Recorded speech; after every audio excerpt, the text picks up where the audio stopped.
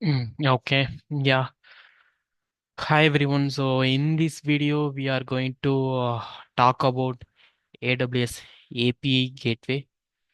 Using this API Gateway, we are going to discuss about how it's actually functioning it, okay, and then how it helps to invoking and accessing the AWS resources, okay, how it will act as a entry point for some of the AWS resources, and then what are the types it has, okay, and then what are the various ways we can validate the particular request through API gateway. These are the things we are going to look into it here. Okay, so let's get into it. Okay, so generally API gateway is a serverless API gateway. Okay, so we can build REST APIs, HTTP APIs, that we can do it, and then basically it's being used for invoking Lambda function. So when you are building serverless applications, you are creating some management system like order management, payment management, something. You define your functions, functionalities, everything in Lambda. Okay, so through API gateway, you can set up your REST APIs.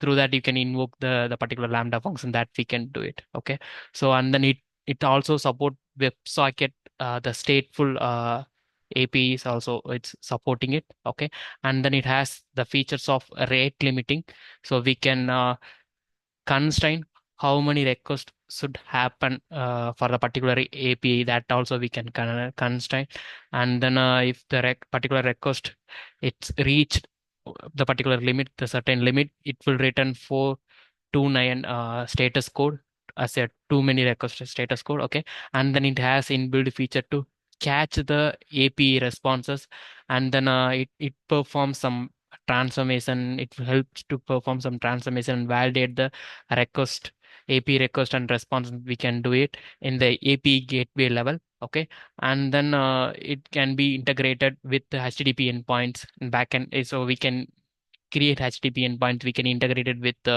some of the AWS resources. We can do it. So these are the things we can do it with API gateway. Okay, and then it has three types. Okay, the endpoints are three types. So first one, edge optimized type, which is a default one. Okay, this is for global clients. So it's associated with CloudFront to distribute the uh, request access through various edge locations. Okay, so but API gateway, which is running located in the particular region, but through the CloudFront, access will be distributed to all the locations. So globally, it will be distributed. And another one type is regional. Okay, so this is for a specific. We can set up API gateway for a specific region clients. Okay, but there is some alternatives also we can do it. So we can manually combine the CloudFront distribution to make your API gateway to global access. That's also we can do it by manually. And another way is another option is private API gateway. So it's only uh, private access. It's fully private access. So we can set up the resource policy to define our access management, everything. And then if it can be only accessed within your VPC. That's all. That's only the restriction when we are using the private gateway. Okay, so these are the types we have. So now let's talk about what are the ways uh, we can validate the particular API request is authorized request or not. That how we can validate. The first one is the one of the type is IAM. So we can create IAM user or role. We can attach some of the policies, access policies. We can attach it, and then we will assign to the user who is invoking the API gateway, who is calling the REST API and API gateway. Okay, in the REST API gateway, you can set up a resource policy, so you can add the resource restriction, everything you can add it. So through that, we can validate, we can restrict the API gateway access. Okay, this is one of the way. And another way is we can set up Lambda authorizer. So it will help you to validate the particular access is authorized access or not. The Lambda authorizer is you have to create the Lambda function. Okay, you have to attach your Lambda function to your API gateway. Okay, so in your API request headers, you have to set some tokens. Okay, so it's a kind of symmetric tokens. So okay, so you have to set the token. It will the Lambda function, it will get the token from the headers, and then it will validate it. If the proper the token, the request is proper uh, request, then it will allow you to access the resources. Okay, this is one of the way. And another way is we will create the user in cognito user pools. Okay, so user should first sign in with cognito users, and then they have to get uh, the token, access token. Okay, and then they have to raise the request along with the access token to API gateway. API gateway, it will communicate with the cognito pool, and then it will, the particular request is valid request, and then it will allow to access your backend. So these are the three ways we can validate the API requests and everything. Okay, so okay, so this is the demo application we are going to make it. So I'm going to create API gateway, and then I'm going to create a Lambda function which is built by using Golang. Okay, I'm going to use Golang runtime Lambda function. Okay, so I will attach my API gateway with Lambda function. I'm going to trigger that. I'm just going to return some sample message. That's it. This is what we are going to develop it. So let me share my screen.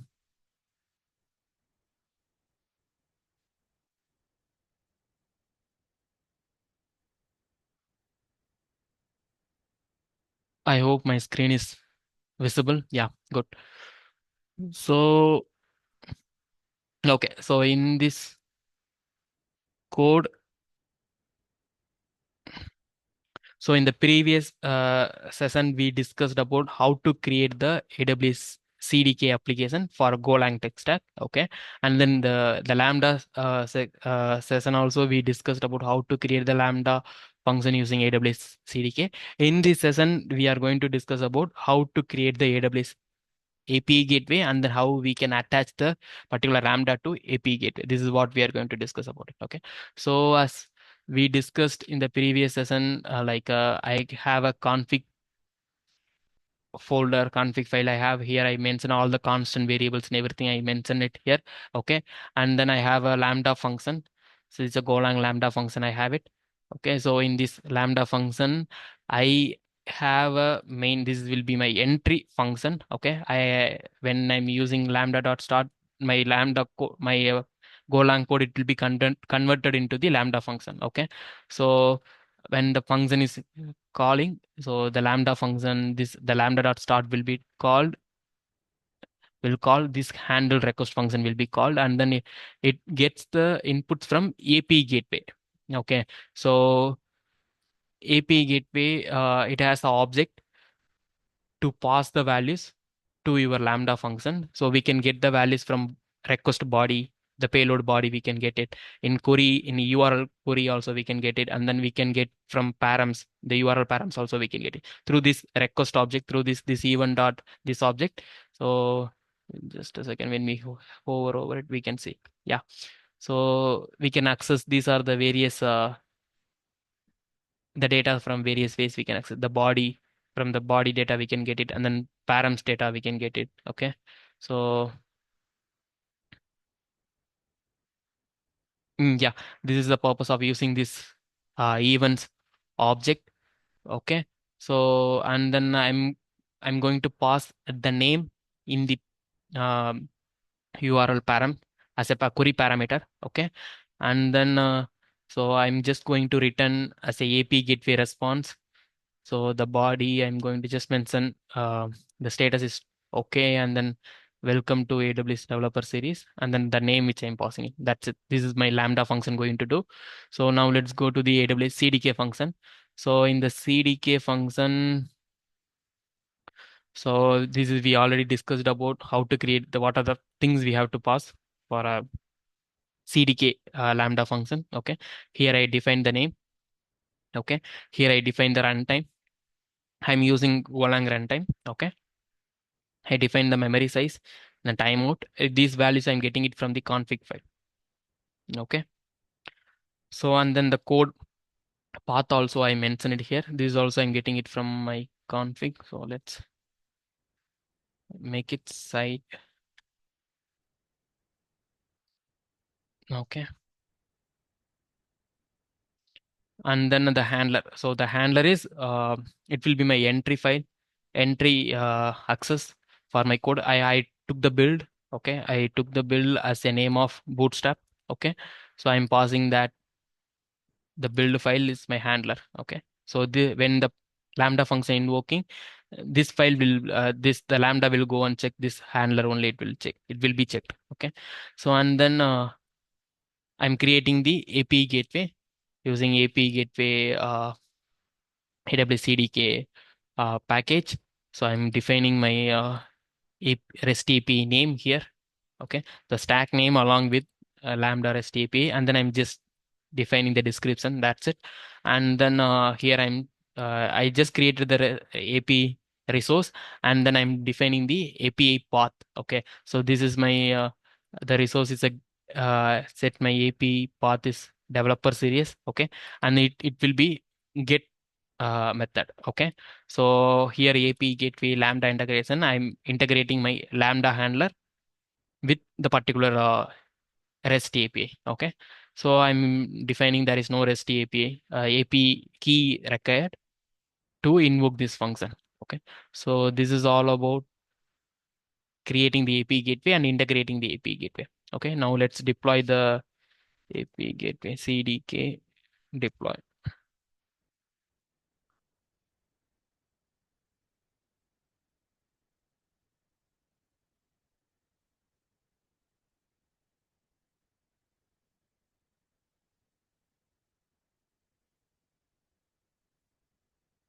So just asking what are the resources going to deploy.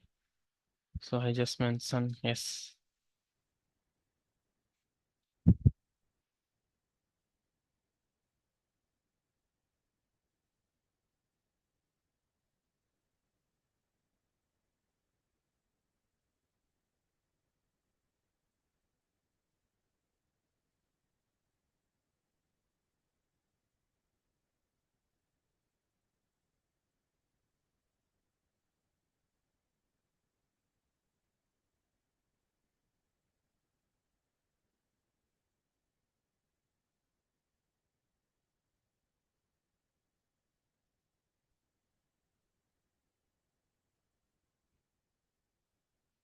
It just take a few minutes of time to deploy the resources.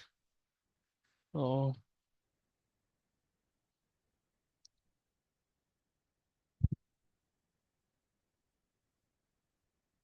yeah, you're done. So the resources is deployed, and then this is my API URL. Okay, so now I can go to the AWS console.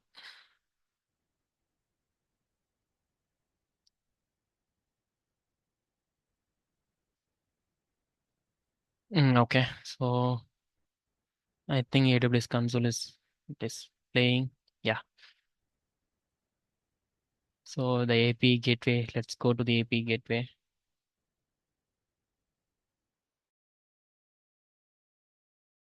So here we can see there is one API gateway is created, API resource is created under the name of developer series under the path, and then it's a get method. We can test it in here.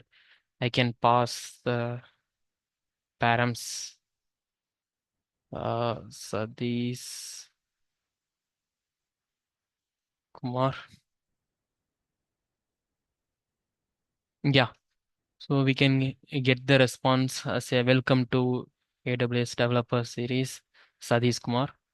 I can choose my name Veera. Yeah, I think that's it. So now our Lambda, okay, now API gateway, it's triggering our Lambda function. In Lambda function, let's go to the Lambda function. There we can see the integration. So Lambda function is deployed, and then yeah, so API gateway is here. So integrated with uh, the Lambda function. Okay. Yeah, and that's it about this video, guys. Okay, so yeah, from next video we will next session we will discuss about now, right now this architecture is stateless architecture. We are just making the rest made the REST API and then calling the Lambda functions. If we want to store some data, how we can integrate it with the databases. So next session we will look into about DynamoDB. So NoSQL database we are going to discuss about. Okay. So I think, yeah, that's it, guys. Yeah, thanks everyone.